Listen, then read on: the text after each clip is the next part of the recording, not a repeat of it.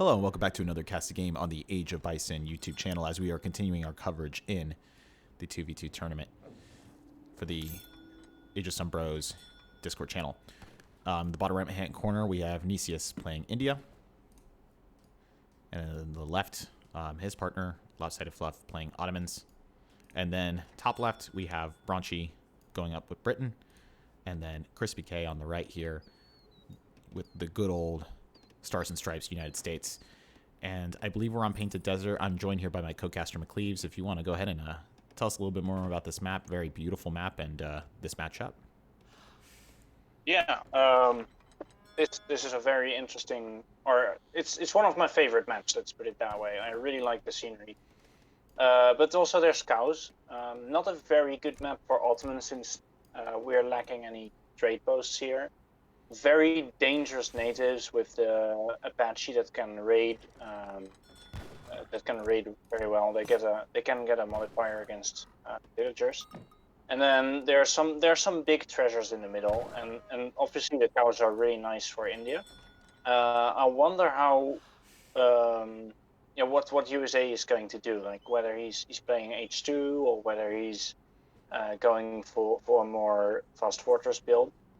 It's going to be it's going to be very interesting against these two kind of rush cities.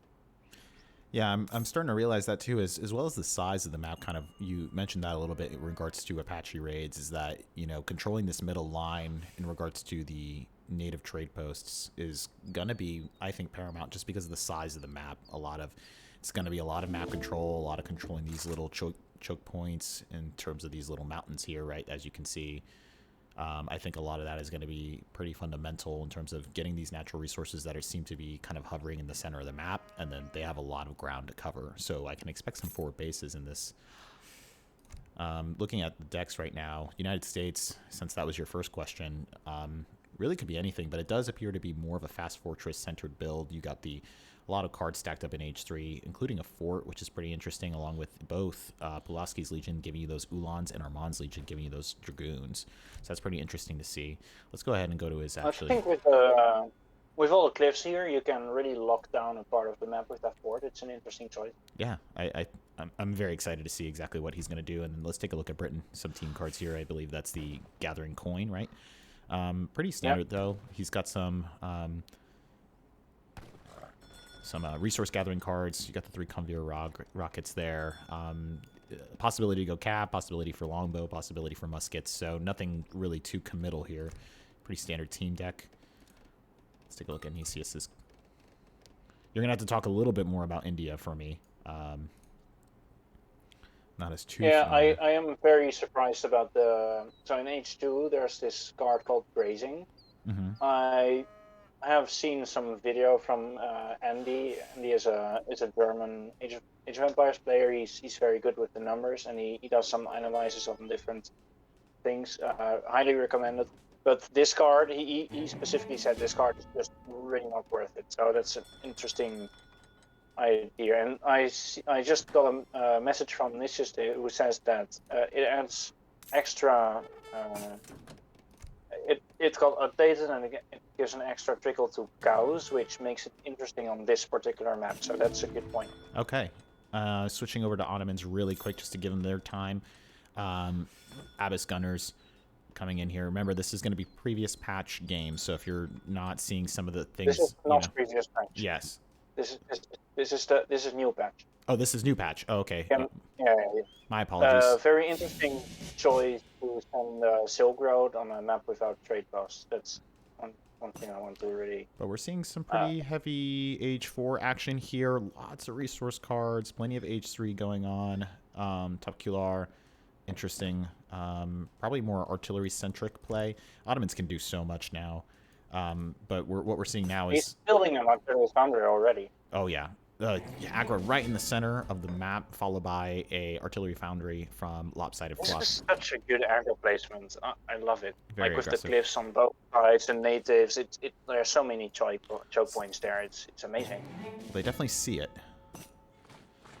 He definitely sees this now, yeah. So I'm wondering what the response is going to be. That's an early aggro, and what we've been seeing a lot of is the 2 team flail elephants coming out for a very cheeky opening rush, which has been very, very strong in terms of a team game. When they've been able to use those flail elephants to really focus in on a single opponent, and they have such high siege. So sit over. Okay, so he's got those Abyss Gunners coming out already. I'm wondering, and right, it's going to be hand Cav that's going to be going ahead and countering those guys. So, I'm wondering, I mean, both Britain and the United States can go Cav start. It's not necessarily typical of them to go Cav start. But here we go. We got some walls coming up on the part of the United States, and he also has done Spanish immigrants, giving him that outpost as well as these tercios. Interesting choice on his part, and then state militia coming out. So we're seeing a state militia pikeman combo on their part, and then it seems like he has shipped in some 700. Well, they're actually able already. That's so quick. Oh yeah, they're very fast, and already the push is coming in right now. On the part of Nicius, we got some Sepoy, and then a couple of Abyss Gunners, and then French immigrants card coming in clutch here as these guys are just trying to take down this villain. He's got the range resistance, incredible, able to get it into the TC. See if the siege is going to go ahead and work. Bronchy kind of taking a little bit of his time. He does have a couple of Hussar coming in. He is looking good, 26 vills already, but it's going to be a little bit difficult for him to get on top since he does have a huge mass of Sepoy here. He's not going to really be able to get after these Abyss, but this is a pretty good combination here, the state militia with the Hussar. What do you think? I do like it. I do think Sepoy are going to be tough to deal with now. Absolutely. Like, state militia are good, but they just don't have the range to contend with, the Abyss gun. Yeah, that's a fair point. They definitely do need to be carded and upgraded in order to be an effective fighting unit. Much better in the late game than they are in the early. Flail elephants now coming out on the part of Nicius. More Sepoy being stacked up here from the Agra fort, and it looks like on the part of Lopsidedfluff, more Abyss Gunner, and then a barracks coming in here as well. So as he spots a raid in the south of the map with skirmishes. These pack of Hussars seem here as well. Yeah, seem content to go ahead and take down that Explorer. Now they're rushing all the way back. It looks like, in regards to Bronchy, he's going to get pushed here, and they seem to be going ahead and going for this outpost here. Going down fast. Oh, look at that, and bullying that villager back. 3 Hussar down here. There's just idle though. He needs to get the raid going, but he seems to be really focused in on this. And look at this. KrispyK with a pretty decent sized mass here. Very good USA mass, yeah. Let's see how many. 22. How do you really deal with those Abyss? All right, he's letting those Tercio go in and try to get a snare off. There goes the flail elephants coming down right away, and neither the Abyss Gunner the Abyss Gunner should be able to kite this out, but he doesn't have a lot of them. The Sepoy should be able to go down for the state militia. Yeah. This is a very good mass from the USA, really. Britain seems to be a little bit struggling here to kind of figure out exactly what he wants to do. Pulling those villagers back. This is good manor house here, putting down the inspiring flag, so he's going to get that bonus here if he wants to take this fight right now, which I say he should. Interesting, a little bit of dancing around here around this manor house. Taking a look over at what Bronchy's doing, still just content to go ahead and mass those villagers and boom, now up to 36 compared to his opponents. Nicius at 23. Taking a look at what he's going to send in next here. Oh, did he not just get a shipment? Did I miss that? Oh no, that was Nicius. I think that was another player. All right, Nicius is sending in foreign logging. Going to go ahead and give him a medium trickle of wood, and plus the extra villager. Once again, still massing. Great pings on the part of Nicius here. But a huge raid coming in. Oh, let's see who he gets. Huge. Really... And so it's rough because Ottoman, you can't replace them just as easy. Good raid. Tough to see on Lopsidedfluff's part, and it looks like... Oh, but he's making those new units. Yeah, the Azab, aren't they? They're counter cavalry, right? They do have a decent hand attack, and they do have a short range bow that they can switch to. They can be either melee mode or range mode. But the range mode works against dragoons, and the melee mode against the Hussars, basically. Okay, gotcha. Or similar units, of course. And right now they're pushing into the USA base again. All right. What's that? Seems like a lot of turtling on their part. I don't know. This is a huge H2 mass on their part, and it doesn't look like they're getting much for it. I'm not exactly sure. That's true. Also, the siege, play elephants have been used separately between the players, which is instead of bringing them all at once.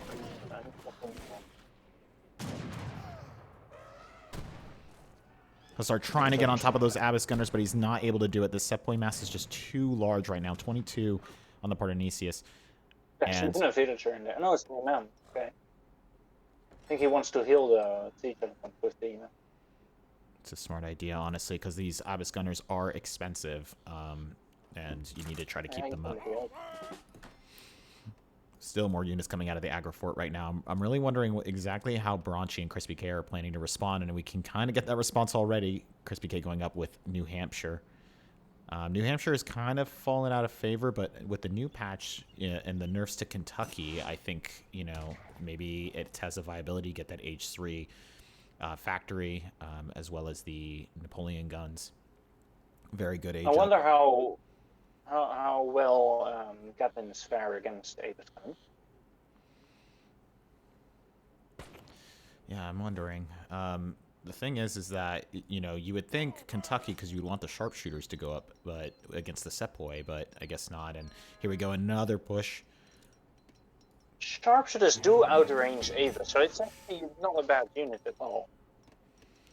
And you get the 2 coin mines. Now it's been nerfed. It used to be 2 for every shipment that you sent in. Now it's just 1, and they also kind of nerfed a little bit of the range, I think.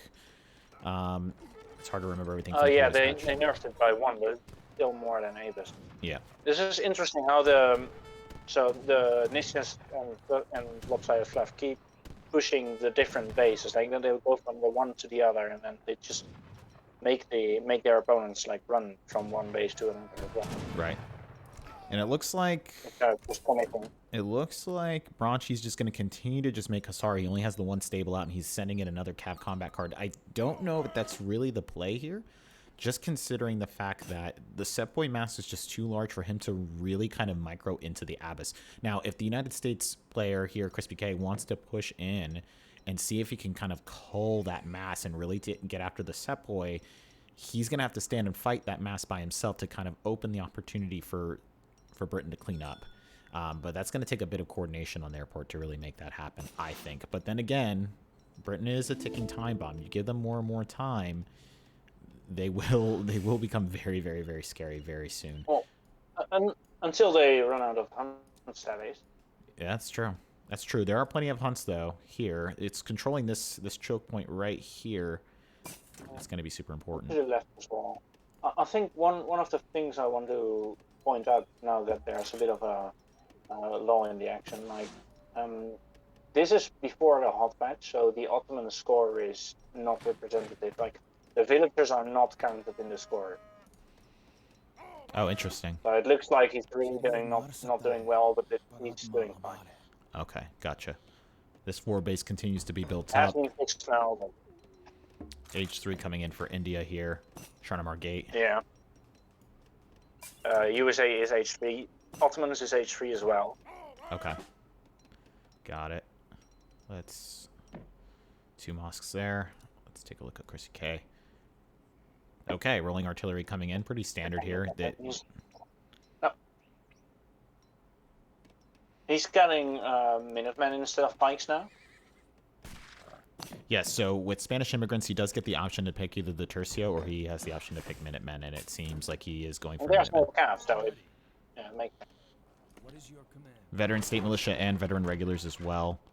I'm wondering if he sent in... Everyone complains again about Minutemen, how like nothing counters them, but I think Abyss countered them pretty well. Oh yeah, Abyss is just a good, I think, all-around counter for most infantry, and they actually come across as pretty tanky. I believe they were buffed.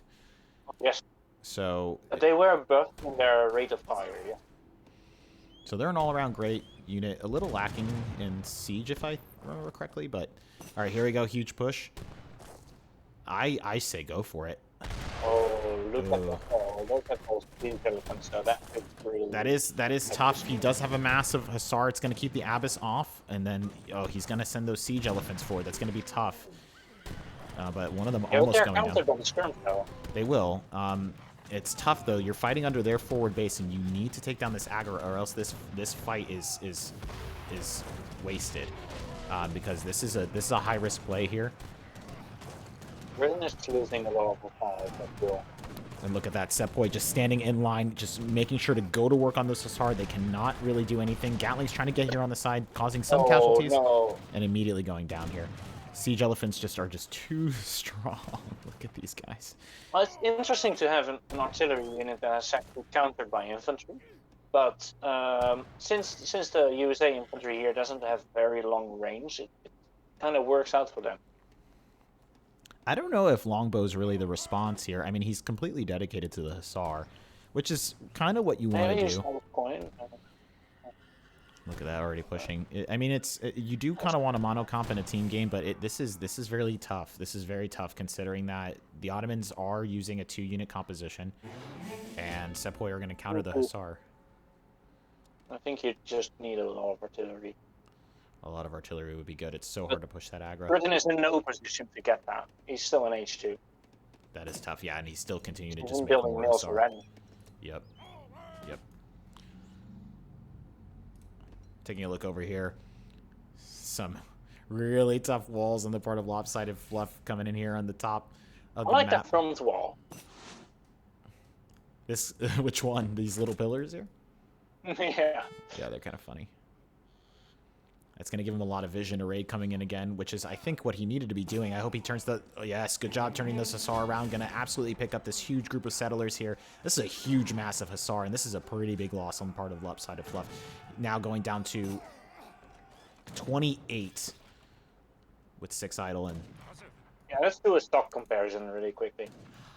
Yeah, so 29 to 33, 57 to 43. So that's a really good count. 43 is still pretty good. Yeah, very good. I mean, India has a bit of an easier time as well, just because they get the free villagers with the shipments, but at the same time, it's a good boom. And he's got the trick tools. He does. He does. So this forward base just continues. So he's probably at like 15. Man, but this forward base is just going to be hard to crack. I mean, this is just a deadly mass here at this point, and Britain still has yet to advance in age. I'm wondering if Bronchy has any intentions of doing so. He's got that early mill now, that what you were talking about as well. Even though he does have a hunt right here. Very funny. It's dangerous though. And he's got 58 villagers. It's probably not enough hunts for all the field. Interesting enough, Krispy K is now switching off from the state militia here and appears to be going regulars, and has probably sent in an extra... Oh, no, he probably trained those, actually. And I'm wondering if he is... I like to go regulars in this situation. I don't really get that. Yeah, it's kind of weird just considering that you have the Sepoy and Abyss Gunner on their part, so I don't know exactly what the regulars are supposed to do. Maybe he's thinking that they're going to be more tanky for the siege, but I don't know if I necessarily think that's the play. Lopsided Fluff doubling down with even more Abyss Gunner coming in here. Sepoy on the move as well on the part of Nicius. Sending in some resource cards here.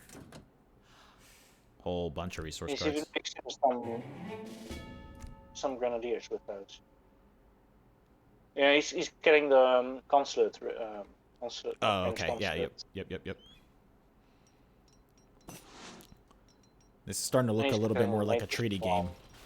McCleaves with all these walls coming up and trying to get Oh, yes, walls everywhere.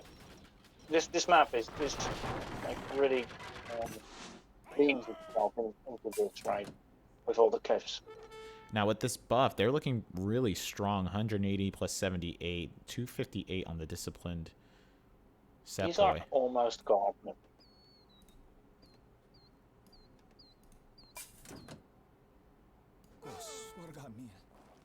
I'm not sure why he sends in the Zemperak, but I guess there is a lot of cows around, so. Yeah, this is a huge, massive star still in. It's still H2. Now this is interesting though, because now United States is going with pretty much a 4-unit composition here, which is not exactly what you want to do in a team game. You want to be able to focus in on just the one kind of unit, or even 2, just to mix things up. Bronchy can now age up, and he is now electing to do so, which is good. Almost 20 minutes into the game. Bishop. Extra TC. Oh, bad.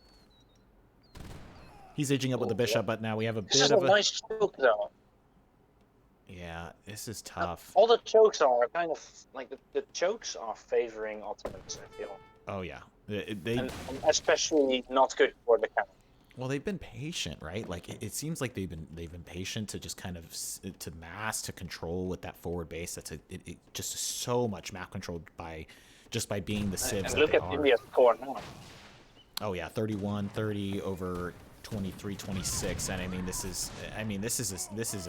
is a critical mass here, and I mean.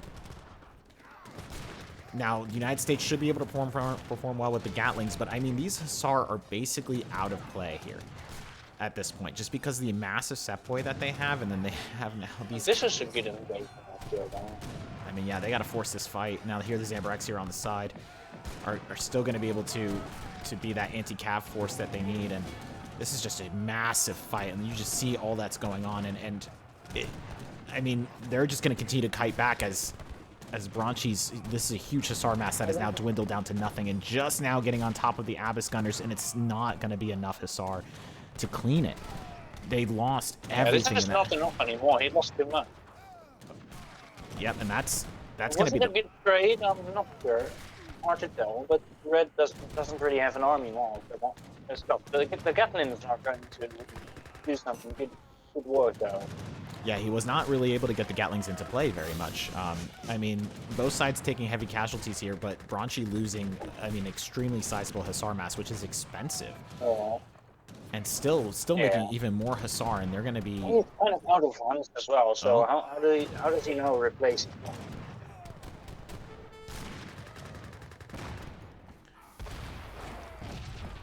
Wow. He's looking fun. And look at that, even more Grenadiers being brought into play, and oh my gosh, and look at how many siege elephants. Oh my gosh, I would just throw it in the towel. I would be so upset. Oh my goodness. Aggroing some of these treasure guardians, it looks like.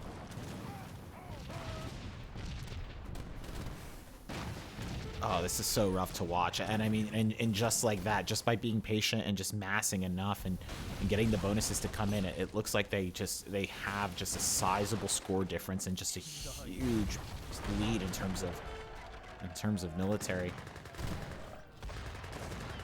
Gatling's just left alone.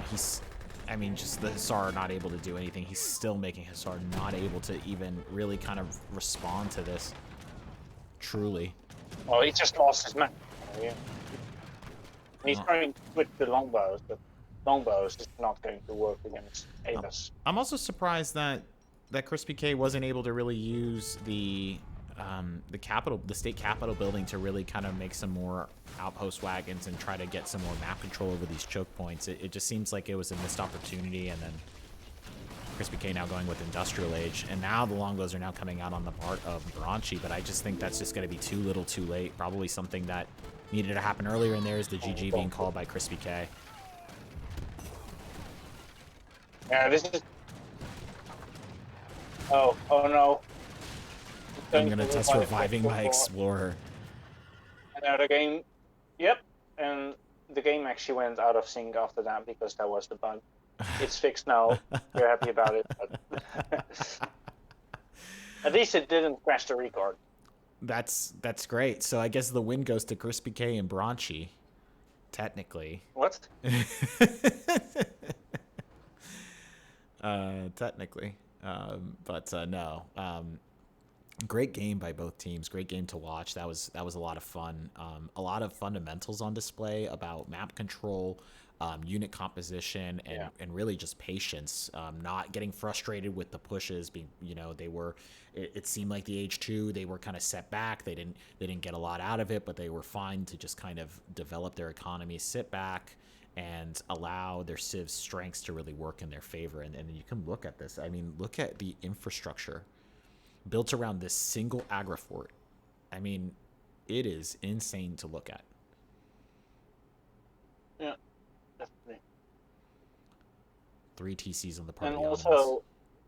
I think so they have about, let's say, 60% of the map. Right. And Brits is just totally out of natural resources, so that is just a huge issue for them. You can have all the fills you want, but if you don't have resources, it's going to be really tough. Yeah, totally agree. If we're looking at it, I mean, he He still still ended. does have the top eco, but that's it was. I'm pretty sure. Maybe if you can show the timeline, then we can see whether it was like, um, yeah, whether the curve is bending down at the end, the resource curve. Sorry, Yeah, let's take a look. and also we can see how this trade was actually really terrible for him. It doesn't. Oh, it doesn't really. Yeah, not that much. I I think may. mostly then it was about the trades. That big battle in the center really did look much more favorable for um, Crispy K and Bronzy than it really was. Yeah, it was. I mean, just an inherent difficulty for him to just. I mean, a super late age up. I mean, if we're looking at the time difference, relatively speaking, they Yeah, are all aging up around 11, 12 minute Nicius is mark. already age 4. Yeah, this is very, very late.